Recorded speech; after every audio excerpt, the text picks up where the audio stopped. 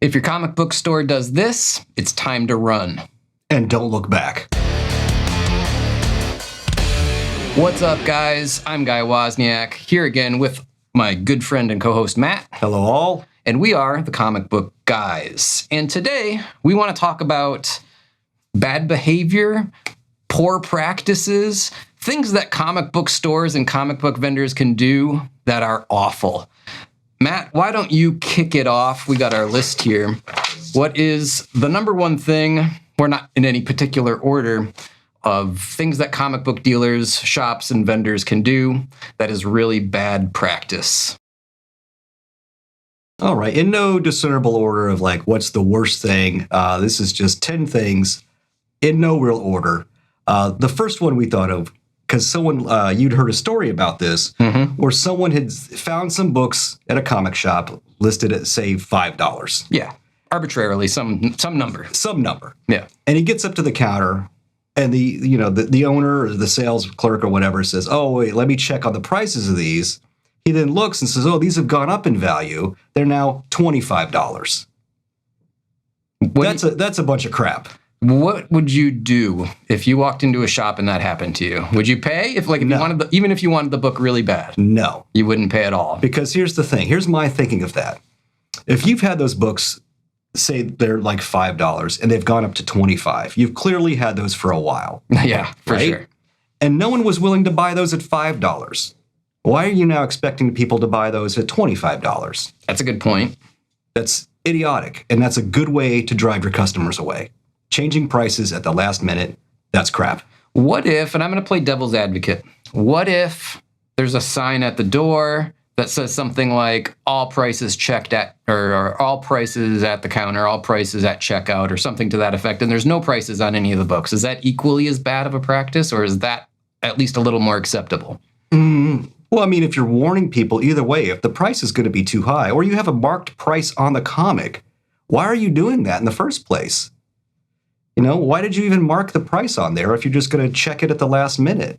Why have prices on there at all? Yeah, well, that's what I'm saying. What if you go into a store and there's no prices and they just say like prices at the counter? Or I've seen that. I've seen you go into a comic shop and they have no prices on anything. Yeah. Or vendors at a convention, they don't have anything priced. Oh, I bet at conventions it's even more common. It's really annoying because you're constantly pestering these people on prices on books.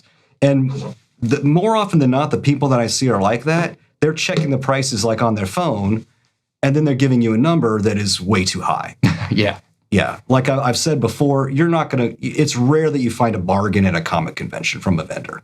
The discussion where I saw this, it was on one of the Facebook comic book groups. Forgive me, I don't remember which one, but there's a million of them. The overwhelming response was like, everyone was like, oh my God, I'd leave. I'd never go to that vendor, that store, that dealer ever again. I'm more or less in agreement, but I am a little bit more sympathetic than the average person. I have to imagine it's a nightmare to keep up with pricing your inventory if you have tens of thousands of comic books. I don't know how you would actually do it, but I guess the moral of the story is if that's your business, you better do it because that's what the customer expects. And yeah, I would expect it too. If I went and pulled a $10 comic out of a box and it turned out to be a $100 comic at the counter, I'd be like, that sucks. That said, yeah, changing prices at checkout, that's our number one kind of red flag where like if you go to a store and they do that, hit the bricks. Number two, I'm going to jump on stealing books from the pull box. Let's say you're on a subscription, and this has happened to me as well. A little hole-in-the-wall store opened up. Yes. They were only open for like 6 months. Yeah. I went in there, and I was like, hey, I need a subscription. I just want Amazing Spider-Man. That's it. Do you remember the Amazing Spider-Man? I don't remember the issue. MJ's on the cover in the Iron Spider. Yes. Issue 600 something, 700 something. I forget. So I say, hey, I just want Amazing Spider-Man. I say I'll come back in like probably 2 or 3 months because, it's just one book a month or maybe two books a month. Yeah, it was 2 a month at a time. Yeah. I'm like, I'll come back when there's 5 or 6 of them. No problem, he says. So I, disappear and he's got no back issues. It's mostly a gaming store, right? So I turn around and I go back 2 months later. I'm like, hey, I'm here to pick up my Spider-Man books. And he says, what's your box number? 17 or whatever, I forget. I don't have any books here for you. What's your name? You don't have a pull sheet here. I'm like, really? And he was like, yep, well, there's another guy sitting there. And he goes, what was supposed to be on his pull sheet? And he goes, Amazing Spider-Man. And he goes, oh, I know what happened. And he outed the owner of the store. He's like, remember that was Amazing Spider-Man XYZ with the Mary Jane cover. Yep. And for sure, I mean, I don't have proof, but sure enough, I think he was like, oh, I'm going to just snag this and sell it for $20 instead of $3.99. He pulled it out of there because it was a high demand book at the time. Yep. Yes. That happened to me with the death of Captain America. Really? Yep. Issue number 25, when Captain America died, my book mysteriously disappeared. Oh, I didn't get enough copies in. Right. Really? From your pull list? Yeah. I didn't buy that for a second. I never went back there again. You order them 3 months in advance and you didn't get enough copies. I don't think so. For your subscribers, come on. And you knew that issue was coming out. That was a bunch of crap. My understanding is that most of these stores survive almost entirely on their pull boxes. That's their bread and butter. Yes. And like if you're the type of person that's willing to jeopardize a repeat customer who's willing to spend, I mean, in your case, it was probably hundreds of dollars a month. Oh, yeah, sure. Back in the day, I was dropping a couple $100 a month. Now I'm down to like $30. Well, yeah, now it's totally different. But like people that are willing to jeopardize a customer that is a repeat customer that is spending potentially hundreds of dollars a month, if they're willing to jeopardize that customer over a $20 or $30 or $40 profit on a new book, like a long-term customer, hit the bricks. Yeah. Not going to stick around for that dealer. Yeah, it's always cheaper. I mean, this is a basic tenet of business, is it's cheaper to keep an existing customer than to develop a new one. Sure. That's common sense. All right. Why don't you jump on to number 3? Okay, marking up brand new book prices. Now, this could be kind of like the same thing where it's like, oh, I got that book for you, but I want more for it. Well, I just saw this happen. Yeah. It was me and Guy just did a video about the new Terminator Metal book. Great series, by the way. Just came out. Yep. You can go to any store and buy it still. For $4 or whatever. Yeah, for cover price. They still got them on the shelves. I went to another comic shop where this guy, he has no new books. All he sells is like old stuff. And I'm going through there and he has that book, you know, in a little box, a little separate box, and he wants $20 for it. Multiple copies. Multiple copies of the same book, and he's asking $20 for that. Yeah. And that also goes hand in hand with selling other merchandise like figures and helmets and things like that. I've been to several comic shops where they will have like a Stormtrooper helmet up there, and they're selling it for $200. I can go online right now and buy it brand new for $100. What are you doing? But most importantly, for this topic of marking up new book prices, I think where it's most unforgivable is when it's something that's on your pull list and it's in your box and they're trying to charge you more than cover price for it. Like that's really where it's a problem. You know, if you walk into a comic book store, if I'm a regular and I walk into a comic book store and they got a brand new book marked up for some reason that doesn't really justify the price, I would expect that they would say, hey, you're a good regular, like you can have it for a better price. But if it's in my pull box, if it's something that I'm subscribing to and they're like, well, if you want this, it's going to be $30. That's where I would draw the line. Yeah, I've only seen that kind of behavior from resellers. Yeah. People that will buy like a bunch of something with the intent of selling it at a higher price. And I've never appreciated that method of, making money. That's dirty pool, man. I agree. All right, number 4, let's jump into this one. This one is maybe, in my opinion, the worst offense of any of these on this list. Because in my mind, this feels like stealing. And, I'm a pretty honest person. Somebody comes in to sell some comic books. Let's say they got something really valuable in this box full of comics. Let's say it's Amazing Spider-Man 129. Or Giant Size X-Men #1. Sure, $1,000 comic book. Their husband passed away and they just want to get rid of this stuff. They got $1,000 comic book in this box. Yeah. And a bunch of other crap. Hey, what can you give me for this? Oh, it's all worthless. $50. If they're willing to rip somebody off to turn a buck for any reason at all, but in particular in this scenario, I wouldn't be friends with the person if I was originally friends with them. I'd be like, you're a terrible human being. Like, this is horrible. You are stealing from somebody. And I know people are going to do, there's going to be people in the comments who are like, buyer beware, caveat emptor, whatever the Latin phrase is. But they should have done their research. No, that is never okay to rob somebody. I disagree wholeheartedly. Yeah. Where do you fall on this one?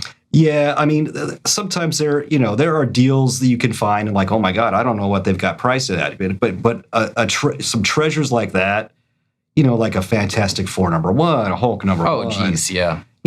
Okay, yeah, I understand you're there to make money and you have to sell this book and make a profit, but not at someone's expense. You don't have to rip people off and give them next to nothing for something you're going to make a killing on. Yeah. They're not going to get full retail for the full retail amount for what they're selling you the book for. Oh, of course not. You're going to get the retail amount. Yeah, the dealer has to make money on it, of course. I'm not saying they got to pay. Course. I'm not saying they got to pay what they're going to sell it for. But you can give them a fair and equitable price for that. Because I've tried to go in and sell some comics to vendors and stuff like that, and I know what I had. And so I'm giving them at a deep discount just so to save me the trouble of having to sell this stuff myself, part it out and list it online. And part it out and list everything online and then deal with upset customers. Who needs the headache, right? They have a business. I'll let them deal with that. But so I'm selling the stuff knowing all that. At wholesale prices. That they need to make money. Yeah. So I'm offering it usually probably about 50% of what I would expect them to earn to make selling it. That's the norm, I think, about 40 to 50%. And most of the time, I have people even say, hey, you know what? This is a good deal for me. Still leave some meat on the bone for me to make some money, and they're appreciative of that. But then there's these guys that are a little shady, and they're like, I'll give you $50, and this is a $500 book. I just keep walking, man. Just keep walking. No, I would go leave them bad Google reviews or Yelp reviews, just forget about it. That is, in my opinion, you're a terrible person if you do that as a dealer. It's unforgivable. Tell the person what it's worth. Tell them what you can afford to pay for it. Explain why you can only pay that much because you have to sell it for more. And if they walk, they walk. That's life. Be a good person. That's that's my 2 cents. Let's move on to where are we at here? Number 5 on okay, yes. Overgrading and then overpricing your comics. Yeah. I mean, that's not a big, that's not a dirty business. It's just bad business. It's just, it's not very consumer friendly. Yeah, because if you're at a comic shop. Or a con, you were talking about this. Or a con, and you're like, okay, this guy's, a graded book is a graded book. You know what you have. Yeah, sure. But raw books, and you're calling it, a very fine. And it's not even a very good on a good day. Yeah, if you know what you're doing, take the book, take the time, and take it out of the bag and look at it. I mean, duh. If you're dropping $100 for a comic and you're not doing that, then there's something wrong with you. Or you just got money to burn that you don't care about. I'm not like that. Yeah. I'm taking the comics out. I mean, hell, I just bought a $20 book and I wanted to take it out of the bag and look at it. And lo and behold, the cover wasn't attached. Yeah. So no thanks. That's not a $20 book anymore. No, it's not a $20 book. I mean, I wouldn't use that as toilet paper. But sometimes, like I've just said before, people have an overinflated sense of value of what these books are worth and that aren't realistic. The value of some comics it ebbs and flows. The comic prices go up and down. Like there's one book right now I've been looking to buy that's gone down in value considerably, and so I'm probably going to jump on it because it's going to spill the beans. No, set up some competition. Nope. Nope. I do not want other people jumping on this, so I'm going to keep that information to myself. And I'm going to say I need to wait till payday, so then I'll be snagging one. And then I'll talk about it till, But, overgrading, overestimating the grade of your books. Yeah, do your due diligence. Take your time, go through the books, look at it, especially if you're dropping a little bit of money on it. And, the overpricing thing is just baffling to me. Like, I don't know how these people intend to stay in. Like, the one guy we were talking about, his prices are sky high. Like, why are... Not on everything. It just seems arbitrary sometimes. I had mentioned this in a previous video. I went into that little shop and Teenage Mutant Ninja Turtles Adventures #1 was on his wall. And I was like, cool, I love the Ninja Turtles. Let me take a look at that. It had a $400 price tag on it. I mean, if that book was slabbed as a 9.8, I'm not sure it was worth $400, but maybe it was. And I mean, to be fair, it was immaculate. It probably would have got a 9.6 or a 9.8 if you had it slabbed, but I'm not paying slabbed prices for a raw book. And that's actually goes part and parcel with this discussion, is people will price their books like it's slabbed when it's a raw. Now, I mean, first of all, you can't guarantee that book is going to come back a 9.6 or a 9.8 because it's arbitrary, it's subjective. Yes. CGC is inconsistent, right? So The most I will ever accept for a raw book is it's near mint or it's a 9.4. Don't tell me it's a 9.6. Don't tell me it's a 9.8. You don't know because CGC doesn't know from one day to the next whether it's a 9.6 or a 9.8 or a 9.4. So no, don't try to charge 9.8 prices on books that are raw. That's ridiculous. Yeah, well, like the same guy had that Iron Man 55, the first appearance of Thanos. He had it listed for $2,500. I don't even know what's that go for. Well, the condition that it's in, like a fine condition book? Yeah, sure. Maybe 5? That's a big markup. That was this enormous markup. And I'm looking at, I didn't even ask him anything about it because that price was insulting. Yeah. That high. Sure. Who is going to, and the book is still sitting there because no one's going to buy that. Like, who on earth is going to buy that? And then he recently told me that he had a Black Friday sale. So I went in there, and the books he was offering 20% off, and they were still overpriced.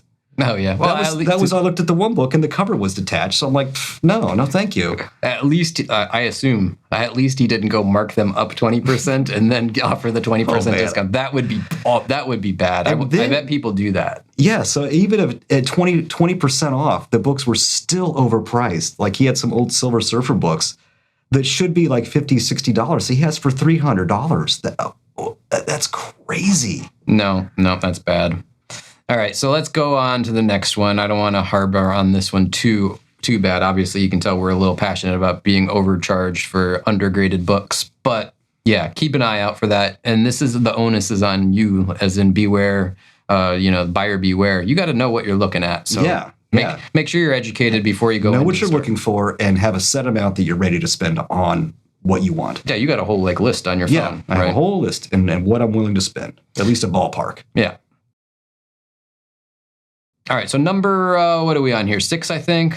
Yeah, 6. Mm-hmm. Disorganized or dirty or messy shops. Yeah. I mean, this isn't like bad behavior. This isn't like you're a bad person. But if I go into your store and it's dirty and dingy and dusty and, God forbid, like moldy and mildewy, and buggy, forget about it. I mean, you got to take care of your inventory or like, what's the point of being in business? And the weirdest part of this, we were talking about these earlier, is like when you got a really disorganized shop and you're like, hey, what's in those boxes buried over there? And they're like, don't know, but you can't look.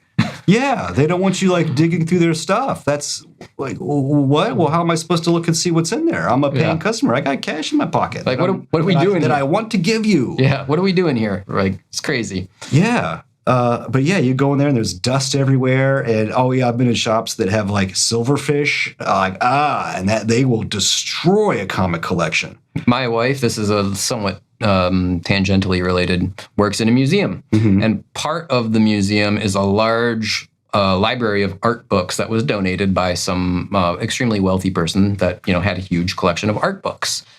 And they moved all the books in and set up a room with like basically a library. And then found out that they had book lice in some of the books. And book lice? I didn't even know that was a thing. I got to look that up now because now I'm curious. And it destroyed other books. Like they migrated out of the books that were brought in into the books that were already there. And it was it was a huge mess. So yeah, you say silverfish. I assume book lice would be attracted to comics too. I don't know much about them, but like that sounds like a nightmare. Imagine bringing in any sort of like bugs or like anything into your home because you bought some books from like some messy, gross comic book store. And I've gotten comics that you could tell like they've been eaten away, like at the edges of the pages. Oh yeah, little nibbles. Little nibbles. You can see this. That's probably mice, right? No, it was silverfish. Silverfish nibble? Yeah, they will do that. Okay. Ugh. Yeah, avoid that because you don't want any kind of like insect eggs or anything. Because Jesus, can you imagine like I got one can destroy your collection. I got one once. It was I every time I buy a comic book online, which is where I get most of them, I open them up and I go page through page. I make sure that because I want to make sure mostly that the staples are still attached at the center. That's the biggest thing I was looking for. It was a Ghost Rider issue number, the newer 90s series Ghost Rider, Kenny Ketch. Let's say it was issue number 5, 6, something like that. It wasn't a big dollar book, $10 book or less.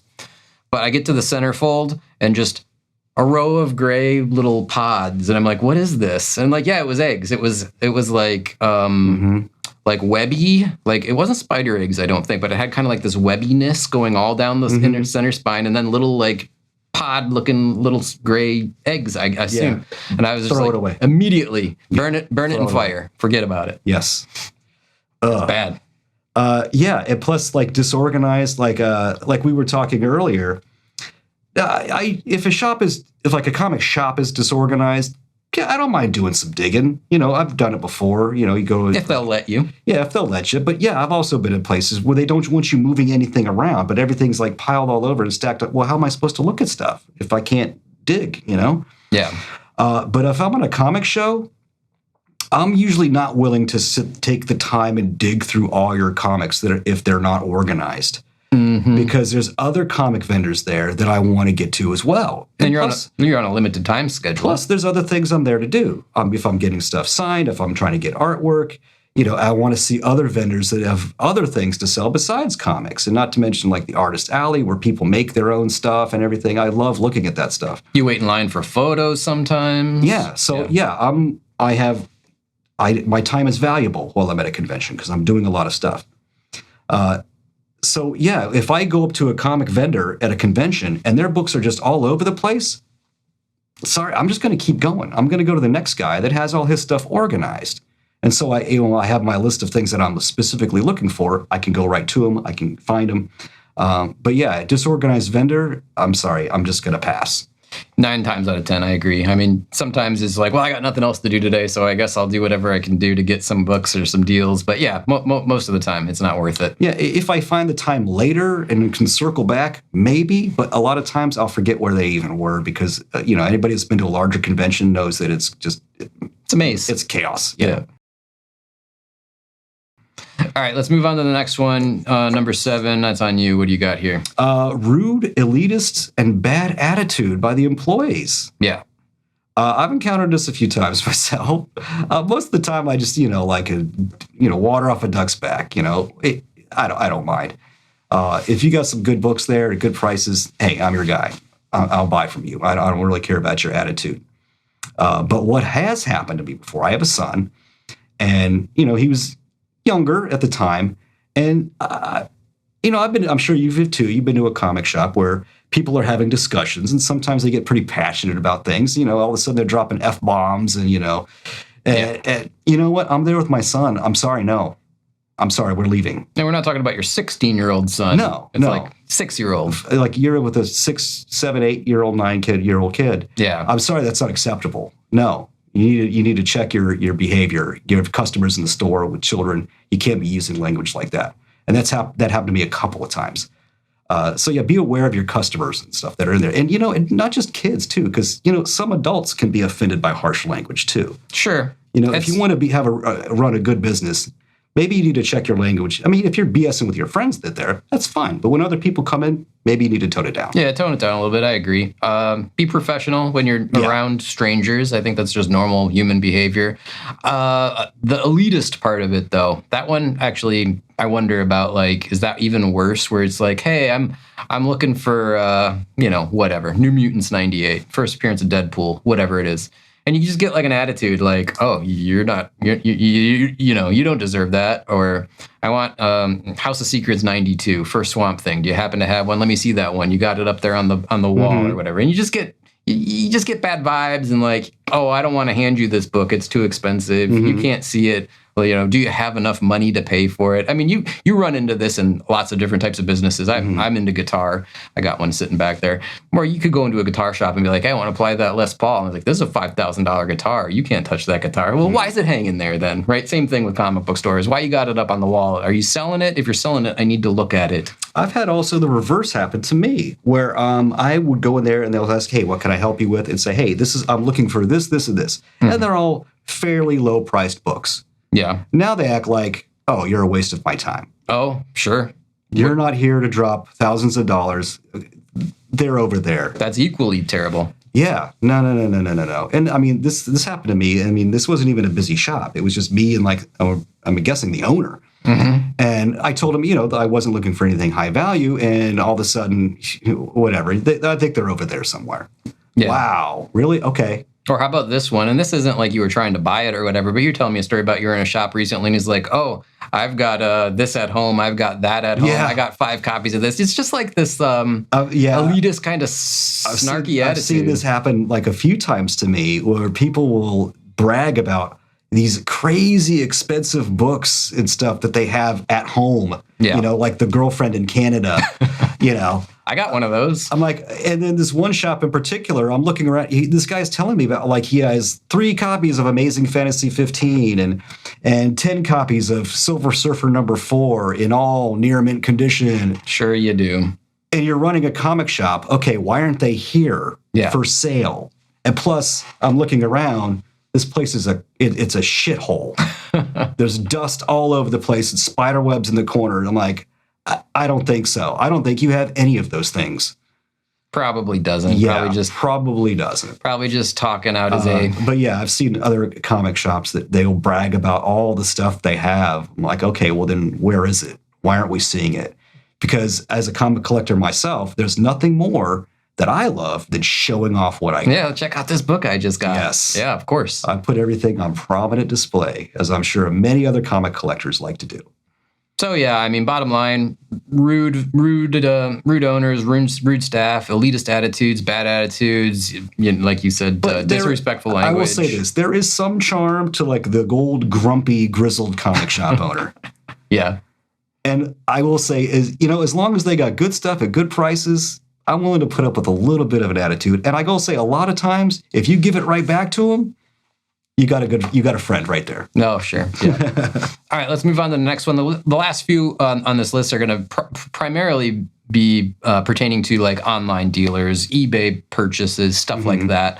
But probably could also in some ways apply to the local shops as well. Poor packing and shipping. That's what I got here for number 7. No, that's 8. Number 8. And I have had it's funny how this is playing out because all of these this wasn't by choice. It just so happens that every time we named one of these, it was like, oh, that's happened to me a bunch. That's happened to me a bunch. This one has been plaguing me for months where dealers, sellers, whatever you want to call them. I mean, in some cases, dealers, like big dealers that move a lot of inventory, send me expensive books. And for me, expensive is $200, $300, $400. In nothing more than a Gemini mailer and the book in a bag and board, just rattling around inside there, not taped down, not secured to any sort of like filler board. And they just throw it in the mail and like, I hope it gets there. I mean, like, I'm not exaggerating when I say when I get books that are shipped that way, loose in a Gemini mailer, they are damaged minimally 35% of the time. I'm talking 3 or 4 out of 10 orders come damaged. And what happens is the corner of the book gets up into the corner of the mailer, and then that gets hit by something. And now you've got dropped, or the mailman just throws it against a door. Yeah, flings it at your door. And now you've got a big old inch-long crease on one of the corners. Happens to me constantly.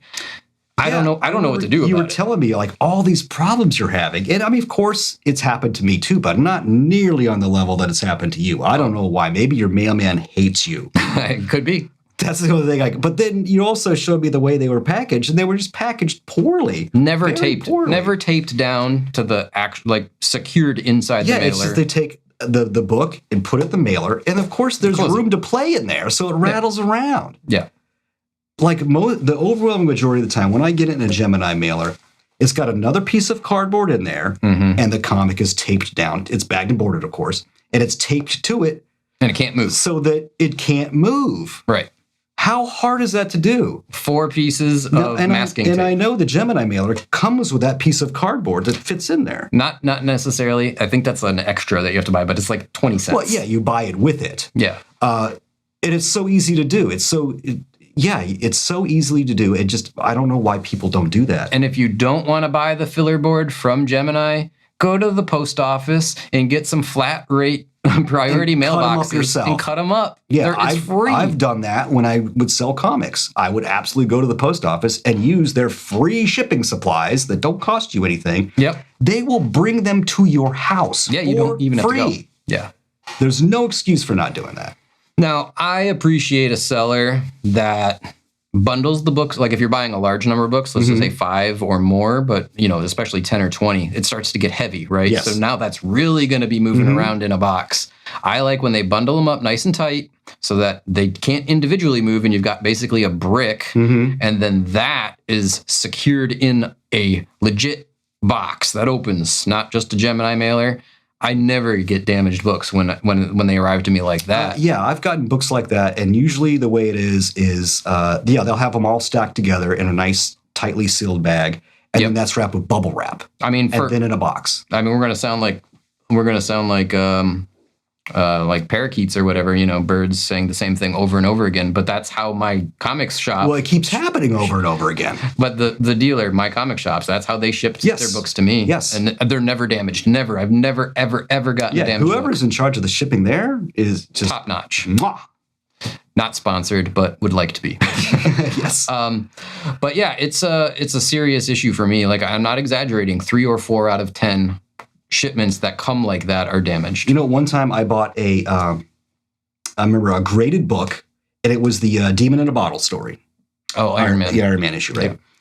And it's a graded book encased, and the guy just put it in a bubble mailer. No. That's it. No. Oh, that's a good. That's it. I didn't even think about graded slabs. Yeah. A slab book, graded book. It was shattered, right? Was it shattered? In a just a bubble wrap mailer.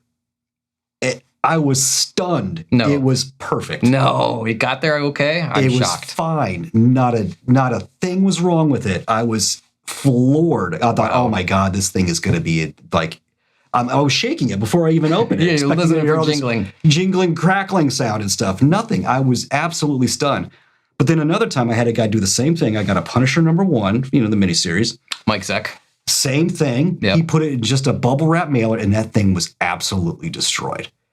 And this guy had the gall to give me attitude about returning it. Oh, God, yeah. And he refused to give me a refund because I bought this off eBay. He's like, oh, I don't issue refunds. So I cut and paste the eBay policy on returns and sent that to him. And then he sent me a series of expletives. And then I just sent it off to eBay. And, of course, they refunded me the money. Yeah, eBay is really good about taking care of people. I'm not worried about buying anything on eBay, even if somebody says like no returns accepted. The gall to be mad at me for your poor shipping practices is insane. That is a bunch of BS, that's for sure. Yeah, let's put a bow in poor packing and shipping. Other than to say, I did a video a while back illustrating what happens when you do what we're talking about and just put them in Gemini. I took I filmed the whole thing. You should go back and watch it. It's like the second video I ever posted. Yeah. I chucked that mailer at my front door. I threw it at the ground. I shook the shit out of it. And then we took the comics out and they were mangled. Yeah, I'm going to do a follow-up because a bunch of people said 2 things that I want to address from that video. A bunch of people said, what good is this video if you're not showing us how to do it right? Like, I don't know how to do it right. I don't sell comics for a living, but I'm sure I could figure it out pretty freaking easily. I have sold comics, and I will say I never had one complaint about my packing. Not one, ever. But my point is, like, I didn't make that video to tell you how to do it right. I made that video to tell you this is wrong. I'll show you how to do it right. It's not hard. So we're going to do it. I have a stack of garbage comics out there. I got probably 30 of them. And so we'll be like that gorilla with the suitcase. Remember those old commercials? Yeah. Yeah, they was Samsonite, I think. Yeah. And then number 2, somebody, or a few somebodies even, because in that video I said, like, I like when they're all bundled up nice and tight. Like, I'll use a magazine bag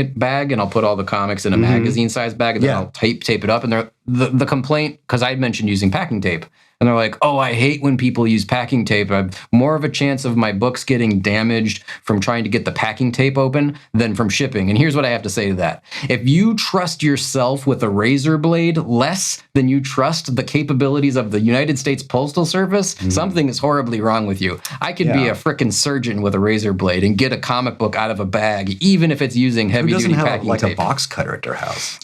People were like afraid to open packing tape. I don't really know. I would much rather my books be secure and trust my hand with a razor blade than to worry about the post office. Yeah, who doesn't have a box cutter? Anyway, moving on to that was me. So you're on this one here. Okay, blocking buyers on eBay. Yeah, because this happened to you. A couple of times, as a matter of fact. Where somebody had sent you, like, they packaged it poorly. Yeah, we set this up perfectly. Or they misrepresented the grade and condition, because that's happened to me. Where as to the grade and condition of the book, and you get it and like, whoa, this is not how you described it. Yep. Okay, this is not the condition you described it in. Or you packaged it poorly and now it's damaged through your poor packaging. Yep. And so then you return the book, but then you go back later and try to buy something from again, and you learn that they've blocked you now. That's happened to me a couple of times now. See, but where it hasn't happened to me, where those scenarios have happened to me, I haven't gone back to them. Because I got burned one time, that's enough for me. You know, I'm willing to give people a second chance if it's something like, it got misgraded. Like, things will fall through the crack. I'm not going to assume that one accidental undergrade is, like, indicative of the person as a whole. Poor packing, I'd probably be a little bit less tolerant of, but I will send messages to dealers. And I'm like, hey, just so you know, I'm having this issue where I'm getting a lot of damaged books. Could you please pack it XYZ? And usually they're very, like, receptive, and they're like, yeah, sure, no problem. But I've had at least 2 examples now that I'm aware of where I got a book, and for whatever reason, actually one of them I didn't even return it. It was, you remember I showed you the Dark Horse Presents number 24 with it's like the first Alien story? Alien, yeah. So that book was supposedly near mint, and you pointed out, you're like, look at all these indentations on this cover. This is insane. Yeah. And I was like, I didn't even notice that. Yeah, it had looked like someone had had a piece of paper on top of it, and was writing a note or something. Yeah, exactly. That's what it looked like. If you like the old detective thing where you take the pencil and on the notepad. That's what it looked like. You could do that on the cover of that comic and decipher what they had written. Yeah. So this is a good story, actually. So there was all these problems with the spine, and there was even like little little breaks and color break on the spine and stuff. Yeah, there was a lot of creases and stuff. There was a lot more spine ticks. It's like there's no way. That was not a near mint comic. No. Now, it was a cheap comic. I think I paid $20 or $25 for it. I mean, $25 is a lot of money. It's like a tank of gas. But I mean, it wasn't like I was out hundreds of dollars or anything. And I still had the book, and I was more or less happy with it still. I just felt like it was not represented in the condition that they claimed. Yeah. So I sent the guy a message on eBay, and I said, hey, and here's the problem. It was over a month before I got to like really looking at it. And I told him, I said, it's been more than a month. I'm not asking for like a return or anything, but just so you know, this is not in the condition that you said that it was. And I was just wondering if you'd do anything for me. I didn't ask for anything in particular, but what I was hoping for was like, give me a 20% or 10% discount or something on a future order, something like that. Maybe refund me $5 if you feel like it. Just, like, hey, the ball's in your court. Do you want to make this right?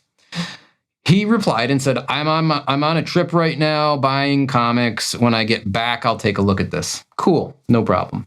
So a couple weeks go by, and I was like, I never heard back from that guy. So I sent him another message. No reply. Now, if you send somebody a message on eBay and you're blocked, you don't know if you're blocked yet. Yeah. It just looks like it goes through and they never reply. Okay. Yeah. So I didn't think about it. I just happened to be going through eBay a couple of weeks after that second message, and I was like, oh, I want that book. Add to cart. Little red message pops up. Can't add to cart. I don't know what the verbiage is exactly, but effectively, you're blocked. And I was like, I remember this guy. I bought Dark Horse Comics Presents from that guy. Well, I went to his About page, and it's, I'm not going to say his name because I had a very nice conversation with him. But I looked up, like, oh, his comic book store in wherever, let's just say Massachusetts, because I don't remember. And I Googled the name of the place, and there's the listing for them, and then with a phone number. So I picked up the phone and called them. And I was like, hey, this is Guy Wozniak. I bought this. You did way more than I would have. I would have just let it go. I wanted to, buyer beware. There was an extent of that on eBay. If there's like some minor issues, what? Buyer beware. I wanted to see what he was going to say more than anything. And now I can tell this wonderful story. Yes. So I call him up, and he's like, yeah, this is so-and-so. And I was like, hey, who's in charge of your eBay there? Are they available? And he was like, oh, it's me. And I was like, maybe you don't remember me. I bought this comic from you, and I sent you this message, and blah, blah, blah. And he was like, yeah, I don't know. It had been like 2 months or whatever. Yeah. Like, why would he remember? I'm sure he says a lot of things, yeah. And I was like, so I just tried to buy something else from you, and I'm blocked. And I just want to know, like, what exactly did I do to deserve being blocked? And, he kind of apologized. Like, he was taken aback, I think. He's like, oh, my God, this person bothered to look me up and whatnot. And he was like, Well, I don't really remember, but and I was like, I never like tried to return it. I never like I sent you one message and you said you would think about it or look into it or whatever, and then you just apparently blocked me. And I was like, I don't think I deserve that. Just wanted to know if you and if he had said like screw you, I would have told you what his name was. I didn't tell him we have a YouTube channel and stuff. I was like, but I just want to know what you have to say about that, because if he had said the wrong thing, I probably would have outed him on YouTube and said like stay away from this dealer. I don't think that I did anything wrong.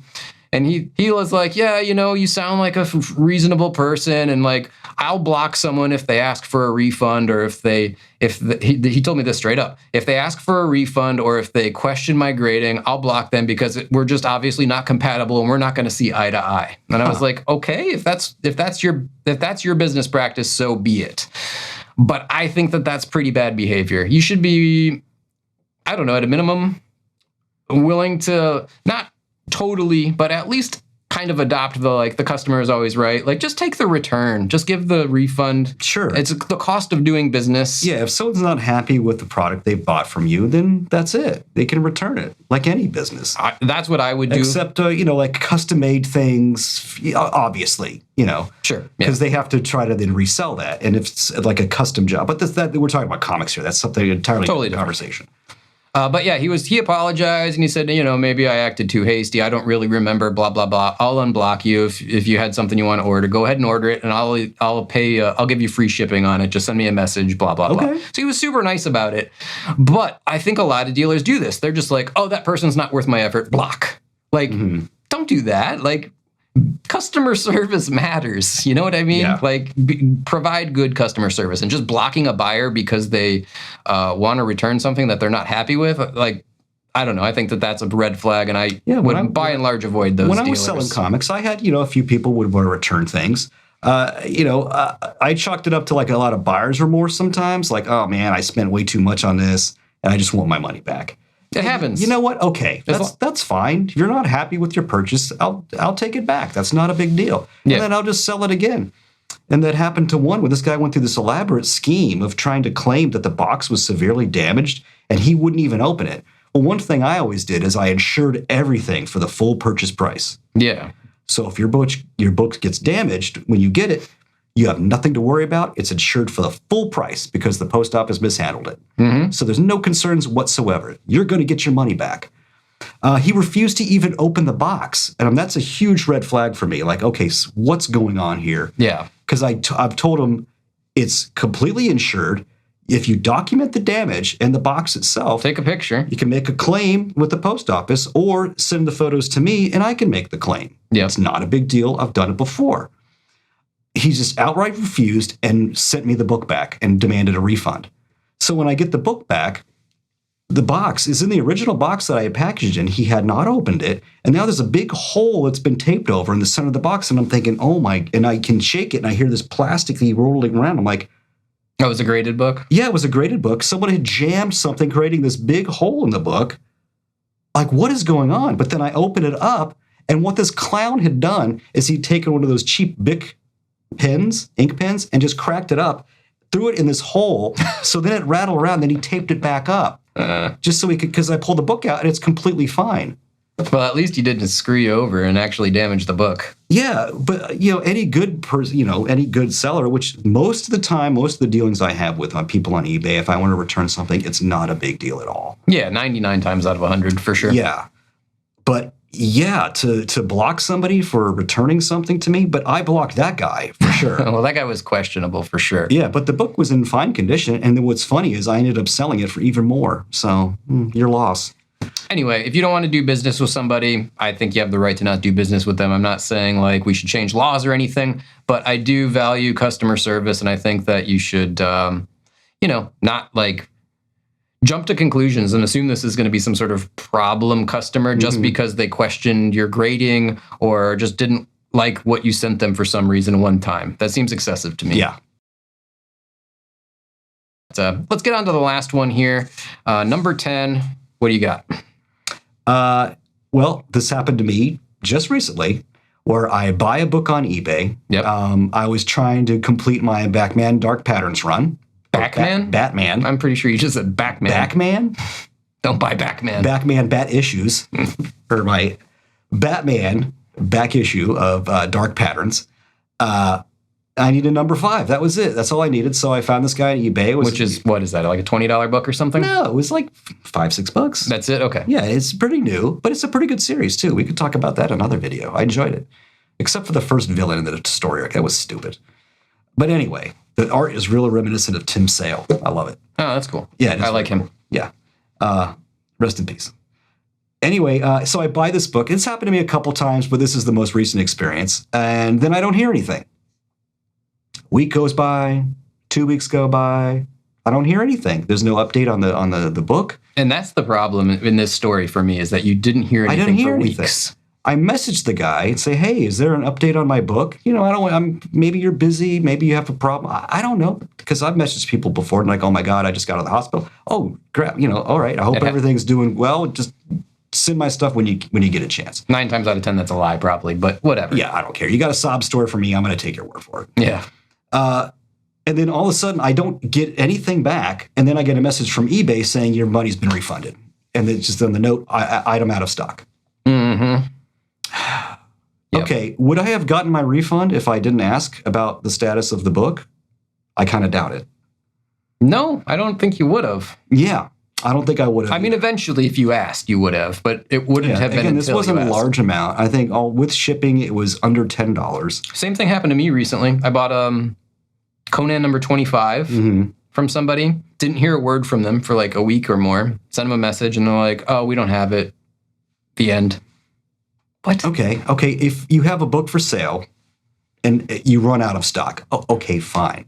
It happens. Then somebody orders that, you should let them know that the item, you should either take it down right away, or if it slips through the cracks, fine.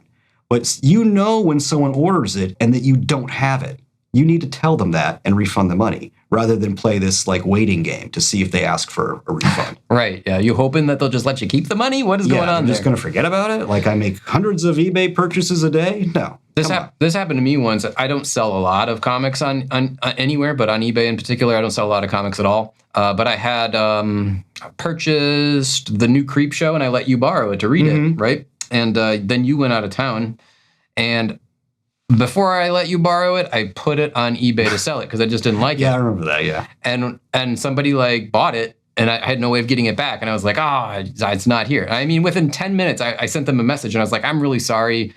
I just don't have it. Here's a refund immediately. Yeah. Go about your day. I apologize. And that's okay if like, and it doesn't have to be 10 minutes, but the same day at least reply, or the next day if it's later at night or whatever, within 24 hours reply. I'm sure this is a business selling books. I mean, that's the only way I could think that like they didn't catch this right away. They're a larger business. They're selling a lot of stuff. And their feedback is like 20,000 something. So yeah, they're a large business selling a lot of things. Right. But still, that order was placed and you're not going to be able to fulfill it. Why aren't you contacting that customer within a reasonable amount of time? I agree. I mean, it's not a lot to ask, and that's like a level of, I don't know, not contempt, I guess, but like laziness or something, where it's like, do you want to deal with somebody My impression is that they're just hoping that I don't even ask about it. Yeah, maybe. That's the impression I got. After like 2-week time period, I'm not hearing from you, and you're not getting an instant refund, or no. And not until I ask about it? No, come on. Well, that I think probably wraps it up. I mean, what do we got here? A quick recap. Changing prices at checkout. Poo-poo that one. Stealing hot books from people's pull boxes. It's apparently happened to both of us. Yes. Very likely. I guess I don't have proof, but marking up new books prices, especially if it's in somebody's pull box, that's awful. But even if you're just like, putting books for $20 and $30 that you can still buy for $4 from the next store over, that's crazy. My worst hell-worthy sin, ripping off customers that are just looking to sell books. Like, give them a fair price. I mean, we understand wholesale is a fair price, but, don't try to buy a $1,000 book for $50. That's awful. Overgrading and overpricing, disorganized stores, messy shops, disorganized dealers at cons, the rude, the elitist, the bad attitudes, poor packing and shipping, blocking buyers on eBay when they just wanted to like return something because it got damaged in shipping. And then, you buy a book and the seller just never tells you that it's out of stock. Those are our top 10 comic book shop red flags to keep an eye out for. Now, of course, I want to know, what have you guys seen, right? Like, I'm sure there's 100 other examples out there of terrible things that And you know what? I I could already hear a criticism how you're saying, oh, changing the prices at checkout. Say this book was $5, but now it's $25, and you should get it for the $5 amount. Mm-hmm. We're talking about $5 to $25, and then someone's going to say, oh, we're whipping off someone that's going to sell a bunch of books. You're saying you can't give them a low price for these books? No, we're talking, the amounts we're talking about are vastly different. Right, yeah. I just want to clarify that. Sure, of course. I'm talking about buying a $5 book that they're saying is valued at $25 versus giving someone $50 for a book that's worth $1,000. Yeah. Okay, that's what we're talking about. We're talking about stealing, effectively. Yes. Right. But yeah, let us know in the comments down below. What are your comic shop red flags, things that you keep an eye out for? Comic dealers in general, online sellers, convention sellers, or even, the fake Facebook marketplaces of the world, dealing with people in real life. We didn't even talk about that. I have never done very many, like, hey, I saw some dude selling something and I'm going to go meet him in like some weird public like exchange cash. Do that. I've never really done that, but I know a lot of people do. A lot of people do that. Oh, like I don't know what, or Facebook Marketplace. Yeah, yes, exactly. Yes. I've sold some stuff on Facebook Marketplace, actually. Well, not comics. I sold, like a lot of statues and figures and things like that I had. And mostly what I would do is I would group them all together. I have a big chunk of stuff, and I'd have a rock bottom price because honestly, I just want to get rid of it, but I don't want to give it away for free. And I had all that stuff. I just went out my door like instantly. I got one Facebook Marketplace story I'm going to share before we close this out because it was funny. I had maybe like half a box of comics that was just stuff that I didn't want. And I put it on Marketplace. I don't remember what I was asking. Well under $100, might have been $50. It was a very small amount of money. I just didn't want to throw it in the garbage, and I didn't want to go through the hassle of piecing it out and selling it online. So a guy gets a hold of me and he's like, hey, yeah, I want those. I'll come get them. And I'm like, okay, cool. Come on by. He comes to my house, which they say, never do. I'm way, way too lazy to go meet somebody at like the police station parking lot or something. Whatever. If you're going to rob me, I live in a gated community. And we're talking about $20. Yeah. So. $50 worth of comics. I just take them and go. But anyway, funny story is that throughout the conversation with this guy online, he winds up friend requesting me. So I'm like, okay, I guess. Sure, I'll accept it. He comes and gets the books. I don't know why, but like a week later, I was like, whatever happened to that guy, I wonder? And I clicked on him and I saw his stuff that he's selling on Marketplace. It was all the books that he bought from me, reselling them for 2 and 3 times the price. Oh my God. I was like, whatever. If you have the time to do that. Like a lot of the toys and figures that I got rid of and statues and stuff. Yeah, I have no doubt these people are going to be reselling them at flea markets. Hey, whatever. I don't care. I just don't want to go through the hassle of doing that myself. I just want the stuff out. Yeah. I don't have the room for it. Yeah, I got rid of some pretty decent stuff, at incredibly reasonable prices, and I was fine with that. I didn't have a big deal. And yeah, these people came right to my house because what are they going to rob me of all my stuff? It's the middle of the day. Everybody's home.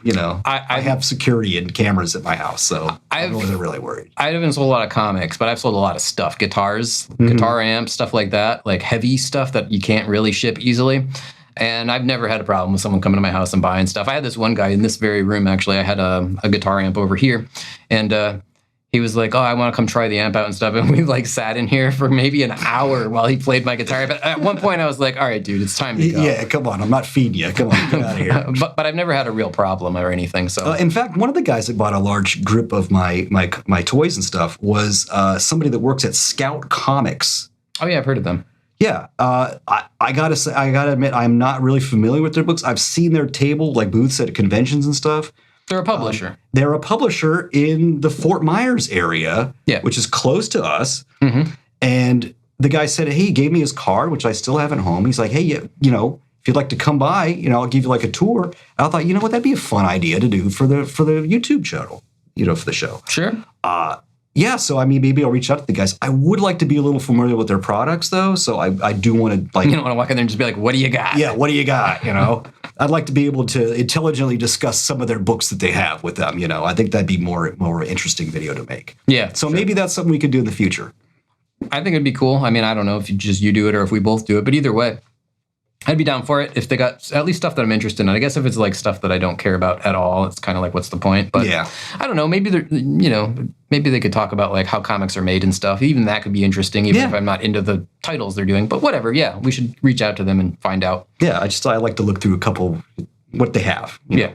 All right, let's wrap this up because this is going on 59 minutes according to the little timer. We tend to go on tangents anytime me and Guy get together. And we got a whole nother video to do, and it's going on 5 o'clock. So, all right, let's say thanks for tuning in and watching. As always, I really appreciate it. And as we always say, keep collecting comics, keep watching our videos, and until the next one, bye now. Bye.